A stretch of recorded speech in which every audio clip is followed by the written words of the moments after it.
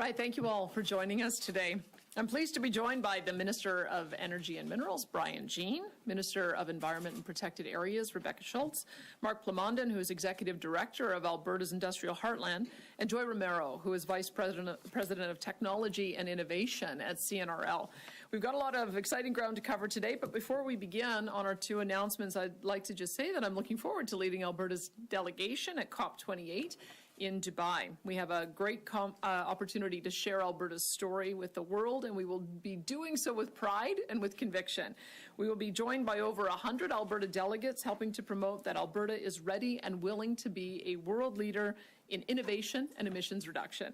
As you may know, Alberta is a globally recognized leader in carbon capture utilization and storage in both development and regulation. We have and will continue to invest billions into carbon capture projects and programs, as well as regulatory enhancements and knowledge sharing.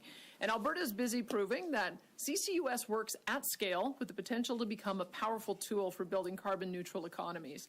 This technology is important because we're working to phase out emissions. We are not phasing out energy production.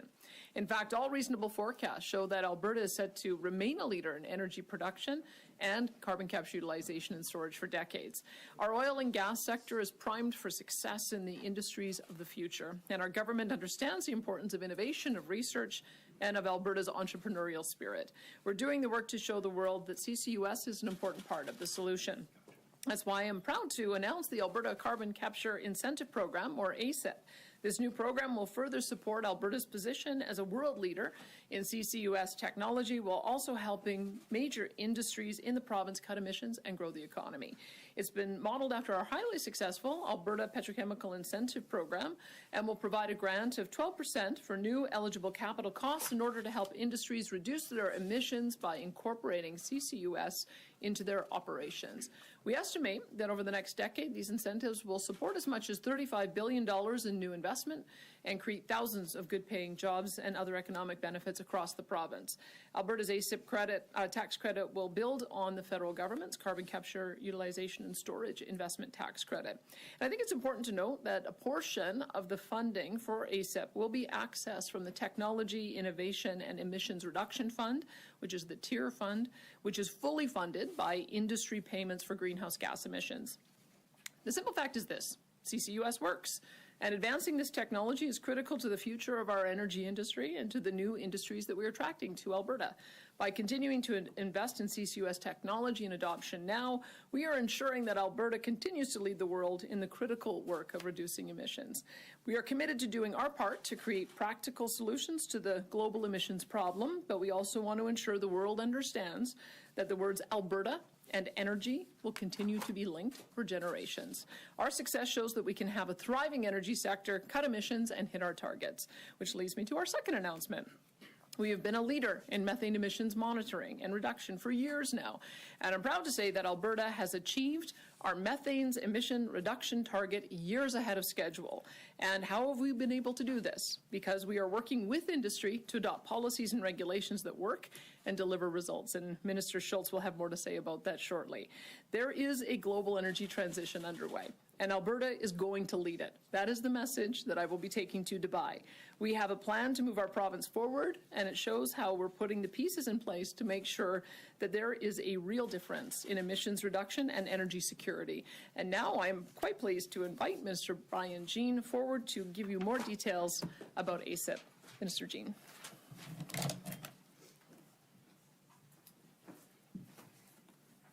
Thank you, Premier, and thank you for your leadership on this file and so many other files. It's my pleasure to be here today to talk about this very exciting announcements for Albertans to help accelerate CCUS development. I also want to acknowledge some guests that have joined with us this afternoon. First of all, Mark Plamondon with Alberta's Industrial Heartland, who you will hear from in a few moments, and Joerg Nixdorf, who is the VP for Heidelberg for Cement Operations, and who also joins us today. And thank you for being here. ACIP will have a tremendous impact on Alberta and the oil sands region where I come from. As you may know, Alberta's oil sands are one of the largest proven crude oil reserves in the world with untapped potential. Revenue from the oil sands has helped build our province and has seriously contributed to the many services that Albertans have come to rely on. In fact, Canada's oil sands industry contributes nearly $60 billion to the country's GDP. That equates to 3% of Canada's total GDP. And according to the Pathways Alliance, a healthy, sustainable oil sands industry could contribute an estimated $3 trillion to the Canadian economy over the next 30 years. But this program is more than supporting oil and gas. It's about setting the foundation for Alberta's future. With forecasts predicting that global energy demand will continue to increase by 2050, Alberta is very well positioned to provide the responsibly produced energy the world needs, and CCUS will play a key component of that. The Alberta Carbon Capture Incentive Program is intended to help hard-to-abate industries reduce their emissions by incorporating CCUS into their operations. CCUS is currently the only viable option available for these industries to significantly reduce their emissions. Not only will this technology help preserve our position as a major bitumen producer, but our whole economy will depend on CCUS for large volumes of emissions reduction. CCUS will benefit a variety of sectors, including oil and gas, power generation, hydrogen, petrochemicals, and of course, cement. With the geology and the know-how and the regulatory advantages that Alberta has, we are recognized as a leader in CCUS throughout the world. The ACIP program will build on Alberta's strong foundation of developing CCUS and complement other initiatives that we are bringing forward. We acquired essential know-how leveraging our expertise in oil and gas while investing billions of dollars, including money from the Technology Innovation and Emissions Reduction Fund, into CCUS projects and programs. And we've already achieved significant results. Since 2015, Quest and Alberta Carbon Trunk Lines have been world-leading projects, successfully capturing and storing more than 11.5 million tons of CO2. That is equivalent emissions from 2.5 million cars per year. In addition, Emissions Reduction Alberta and Alberta Innovates have invested in numerous CCUS projects supporting the commercialization of innovative technologies that are ready for adoptions right now. To help meet growing demand, we are enabling the development of carbon storage hubs that are already exploring and evaluating projects for safe and permanent sequestration right across the province. These hubs mean we are moving as rapidly and safely as anywhere in the world is moving. They will see operators collect, transport, and permanently store captured carbon dioxide from industrial emissions right across the province, including those who will receive funding from the ACIP program. We've engaged with industry partners to understand what other carbon sequestration scenarios are possible, and we are right now accepting applications from small-scale and remote carbon storage proponents. We're making sure carbon dioxide storage options are available and accessible to all Alberta industries, and that CCUS is deployed responsibly and strategically in the best interest of the Albertans we serve. One of the key tasks as Alberta's Minister of Energy and Minerals is to work with both industry and other ministries to develop a pathway to help Alberta's energy sector achieve carbon neutrality by 2050. Alberta's government recognizes that to stay relevant in the energy sector and to attract capital investment in emerging industries, we must decarbonize our final products to sustain and grow production and market share. Taking action right now to support the development of CCUS is important to help ensure that Alberta and Canada reaches their emission reduction targets while encouraging economic growth and prosperity for decades to come. As the Premier says, we are phasing out emissions and not phasing out our energy sector. I'd like to welcome Mark Plamondon, Executive Director for Alberta's Industrial Heartland, to bring further remarks. Thanks, Mark.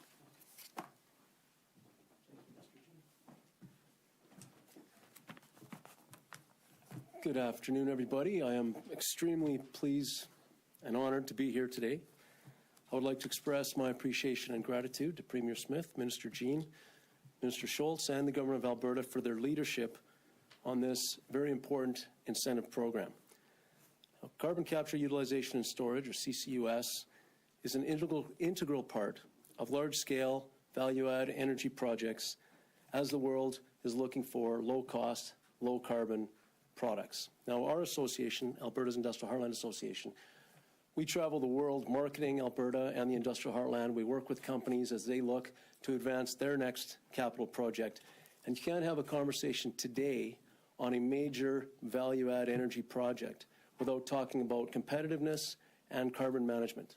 And this incentive program touches both of those. It puts Alberta, continues to put Alberta in a position where companies can meet both their economic and their environmental objectives. And incentives like this, which leads to additional significant capital investment in our region, that leads to high-paying, long-term, stable jobs that lead to resilient communities that benefit our region and benefit the province. So we believe that Alberta's industrial heartland and Alberta is a jurisdiction globally that can meet the needs of companies to meet their objectives, and this program is a testament to the collaborative efforts between the Government of Alberta and its stakeholders to achieve a common vision. So we are very excited to see the benefits that result from this program, and once again I want to express my appreciation for this incentive program by the Government of Alberta. Thank you.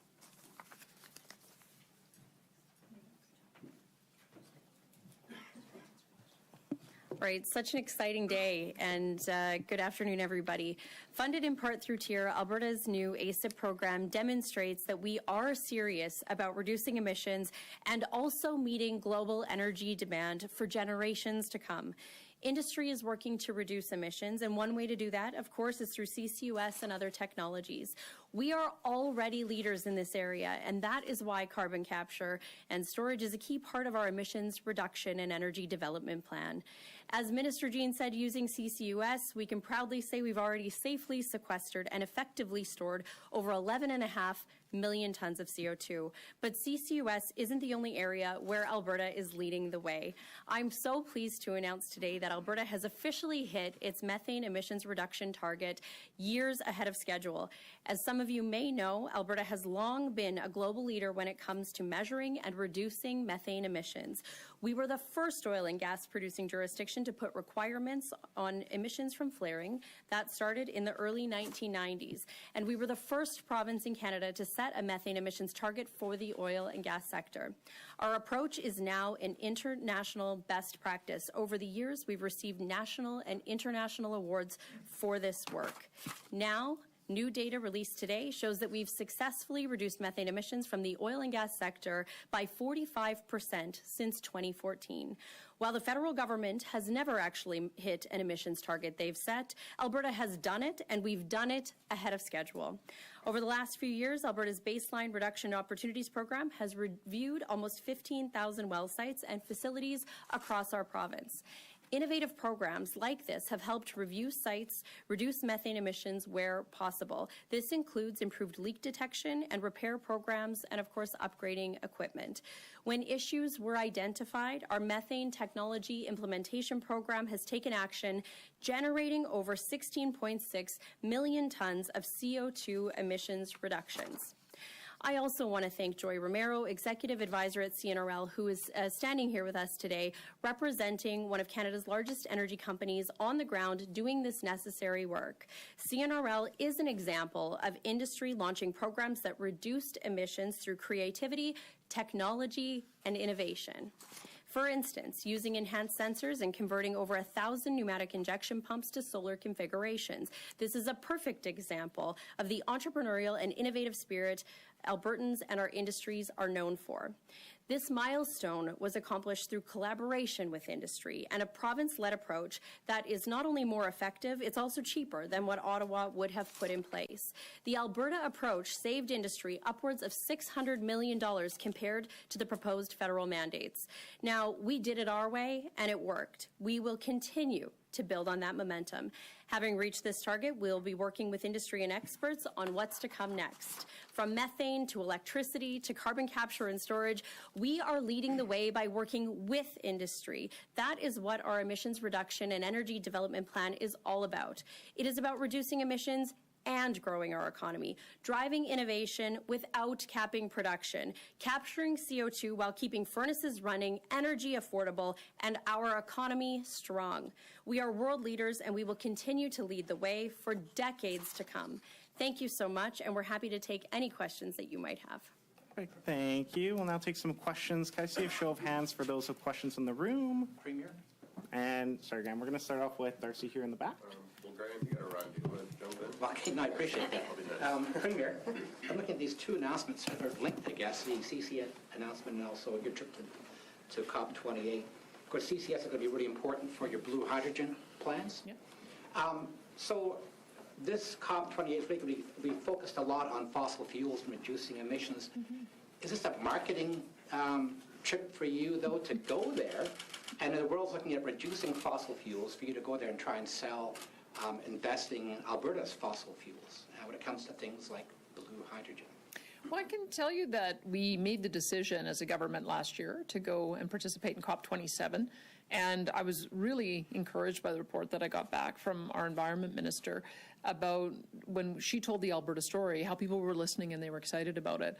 And so it occurred to me that on these major opportunities for international profile, we've got to be there to tell our own story.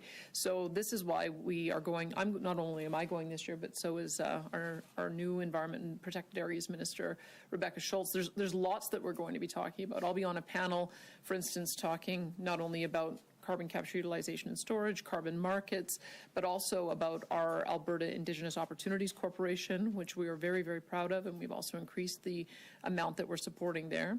And creating an opportunity to speak with some of the investment funds. There are many sovereign wealth funds in the region that are looking for ways to invest not only in green tech, but in agriculture technology, as well as finding other opportunities to invest in our province. And so I'll be looking to have both tell the Alberta story and also see if we can get some investment in Alberta.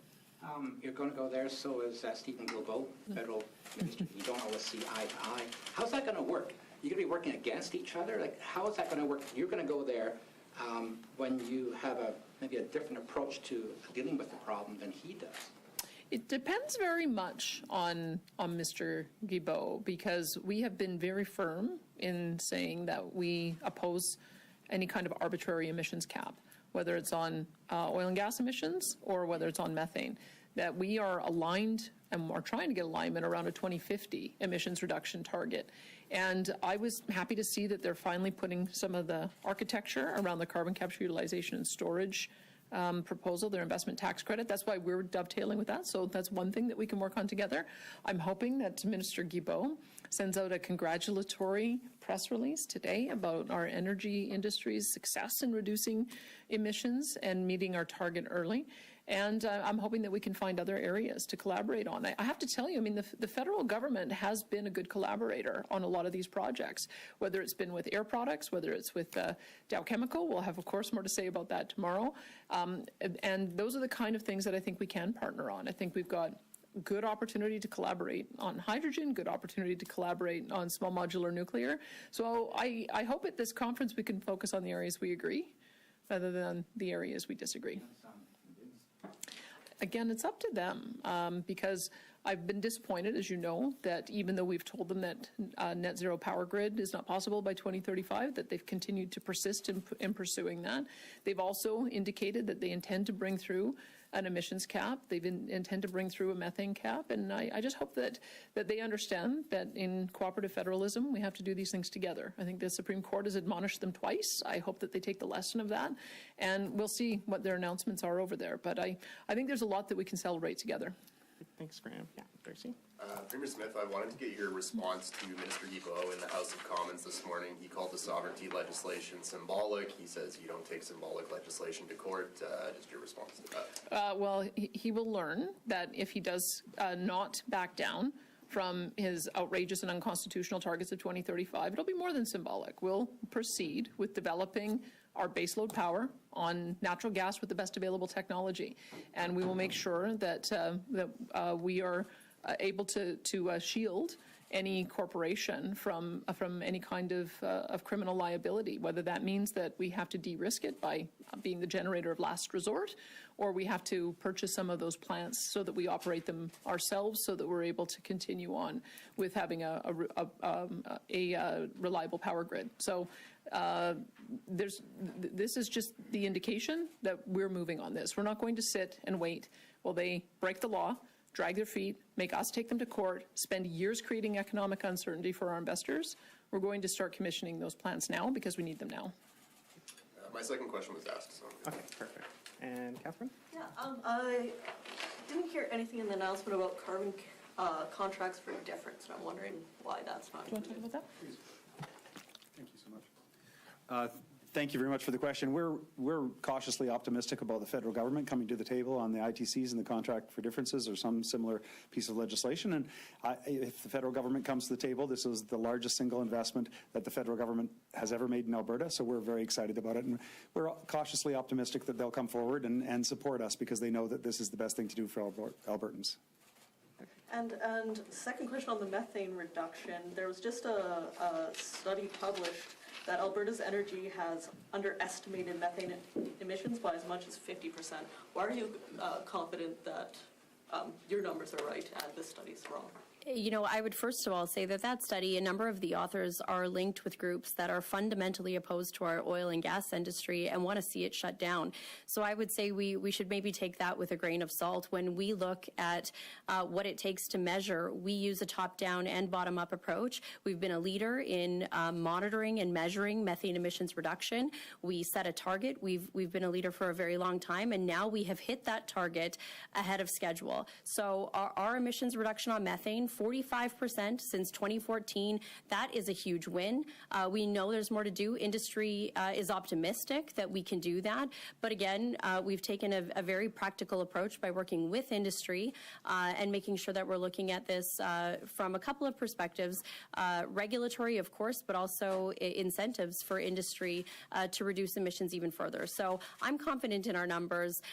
The authors of that report also didn't reach out to the government of Alberta or our department in any way. So I'm somewhat skeptical of what they've put forward. And I saw a hand up on the back. We'll take one more and then go to the phones. If you don't mind stating your name and outlet as well. Lisa McGregor with Global Edmonton. Questions for the Premier.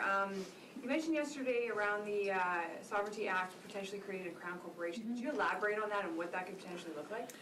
Again, it was a potential because we want to be, as I've been describing it, the generator of last resort, not first resort. We think that our private sector has served us very well, especially on the billions of dollars of investment that has come into the province. Unfortunately, because of, I think in large part because of federal uncertainty, we're now seeing a lack of interest in investing in that baseload power.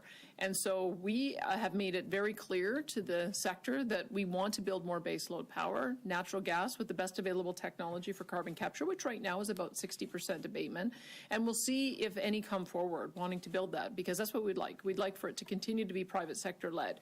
If no one does, we are going to need to double our baseload power between now and 2050. And so we're going to have to get that baseload built one way or another. And if that means that we have a long-term contract, if it means that we have to establish a Crown Corporation so that we commission the generation ourselves, or if we find some other mechanism that private industry supports, then that's what we'll do. So we wanted to let people know our intention, that we have to build baseload power. We are going to proceed regardless of what the federal government decides to do, because this is our area of jurisdiction. We need reliability, we need affordability, and we want to get started on de-risking some of that investment. That's one part. The other part is that we know that there's increasing enthusiasm to look at small modular nuclear, but we don't have a mechanism to do that in Alberta. We've never gone through a successful approval process for that brand new type of technology. So that's one other area where if we start seeing other provinces making great strides on that, I believe Ontario is about to roll out a small modular reactor in 2028. I think New Brunswick is close to around the same time period. Then we can work with both Ontario, New Brunswick, and all three, and Saskatchewan on trying to mirror some of the approach that they take. Keep in mind, all other provinces have a Crown Corporation that does this work. We're the only one that has a private sector market. And if the private sector, because of uncertainty, is not able to deliver on the baseload that we need, we're going to do what we can to de-risk that so that we can get it built. My second question is about AER. The Feds expressed concerns around how the regulator operates, specifically on communication. Would you say you echo those concerns? Obviously, it's highly related to the Raelians Pond spill. I can tell you, I'll let Minister Jean talk about this, or Minister Schultz, or both, because part of the structure that we have, when I came in, I wanted to ensure that we had both the Deputy Minister of Energy and the Deputy Minister of Environment that were on the board so that we could make sure that we had that proper direct oversight and line of sight. In addition to that, we're in the process of an internal review of processes to see if we can do some improvements. So I've been told that that report will be ready by the end of the year. And so I don't want to prejudge the outcome on it, but we do know that there are issues with the Alberta Energy Regulator. We want to be fair in how we assess them and also look at recommendations. But it is an independent regulator. We have to make sure, because they have quasi-judicial powers, that we're not interfering in that independence. I'm a bit dismayed that the federal government keeps on calling our independent regulator to Ottawa, because again, they should be very mindful about interfering with that independent process. But let me turn it over to Minister Jean to comment more. I think, Premier, you said everything right on the money. The AER is dependent, and we have to make sure that they remain independent so they protect Albertans. I would say that I've had some tough conversations with some of the oil sands operators in relation to a number of things. I did have an opportunity to inspect Curl Lake in particular, and had more conversations with them. And I think going forward, we need to have better communication, and there's no question that I've addressed that with AER, and I expect them to, as the government does, expect them to be honest with Albertans and make sure they do so immediately, not sometime months later. Thank you, Lisa. And we're just going to go to the phones now just because of our limited time. Operator, could you put through our first question, please? Carrie Tate, Globe and Mail.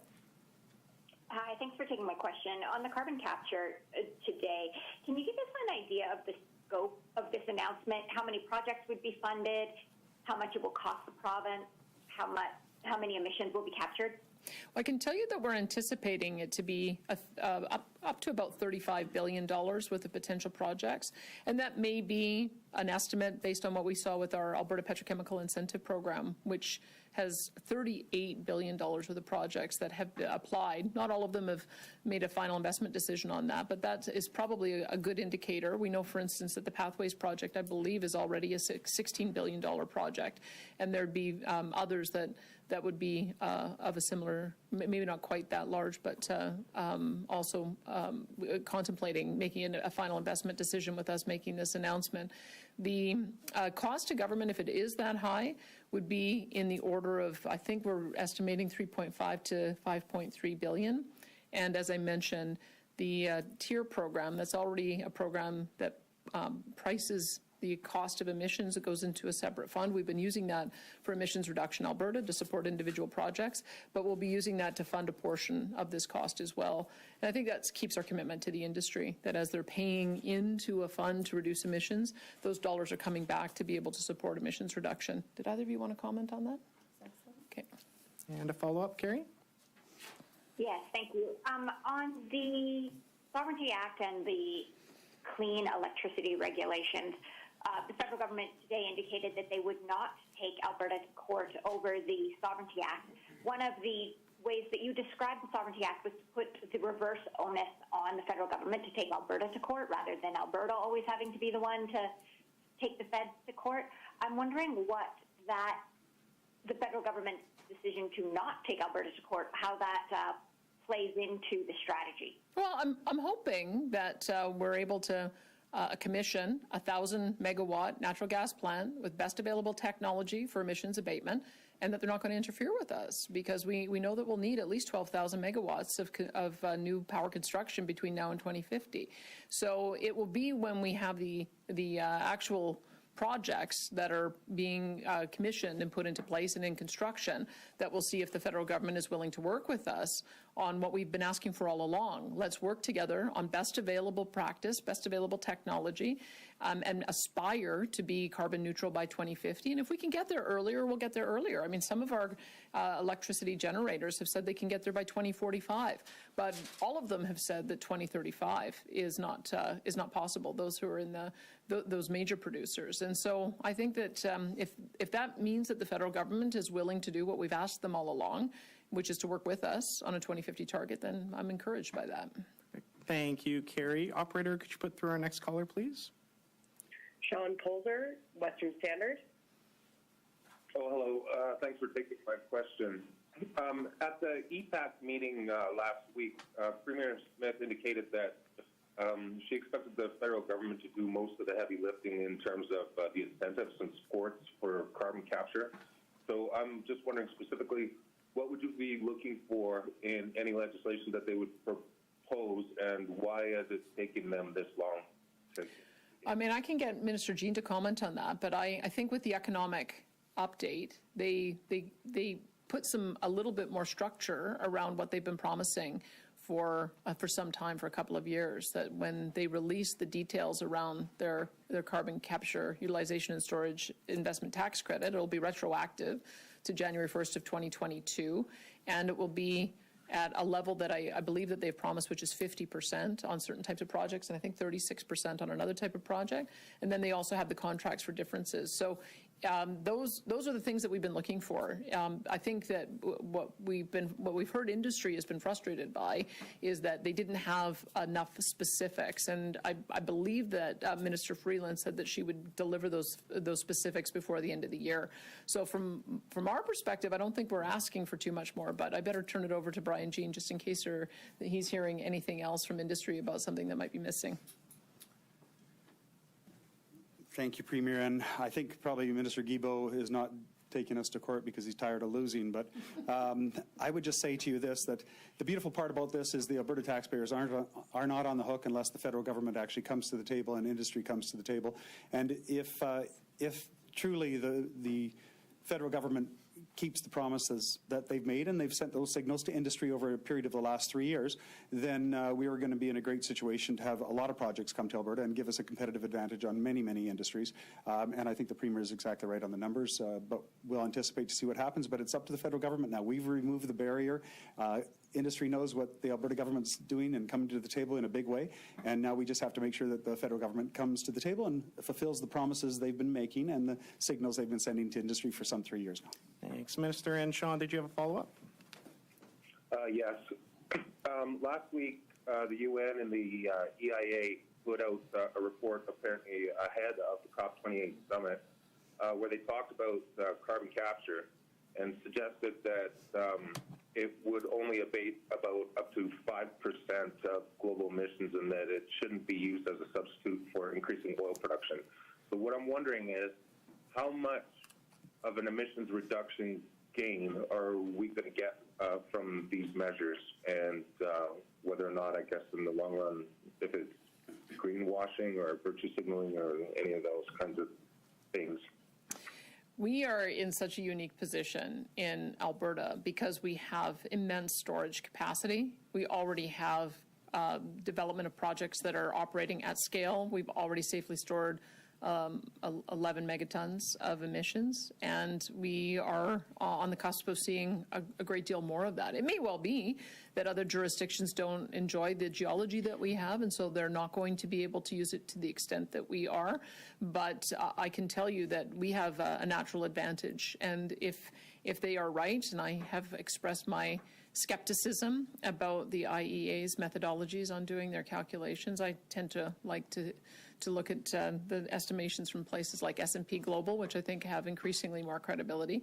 But if they are right, then Alberta is going to be able to represent the lion's share, I think, of the carbon capture opportunity. I'll turn it over to Brian because he's got some good observations about what other jurisdictions have to go through in trying to do what we are going to be able to do so much more easily. Thank you, Premier. I would just say that we have a specific geology and the legal torrent system of land in place that allows us to be truly the global leader on this. 5%, well, come to Alberta. We're open for business. We can store your GHGs. We can store your CO2. Korea is looking at doing it offshore. Ontario is looking at doing it in one of the Great Lakes. Other jurisdictions are looking at opportunities. Well, the opportunity is right here. We have the capacity to store 100% of the global emissions from the world right now, humankind. That's what the experts have told me. We have a geology that is second to none in the world and one of the top 3 in the world. And given our legal process here, it gives us a competitive advantage even over the United States. So I would just say we are open for business. We can store their CO2 right here in Alberta for many, many years to come, if not forever. Thank you. Thank you, Minister. We have time for just one last question. Operator, could you put through our last caller, please? Alex McQuaig, Western Producer. Thanks for taking my call. I'm hoping you can talk a little bit about the drought conditions currently being faced by Albertans.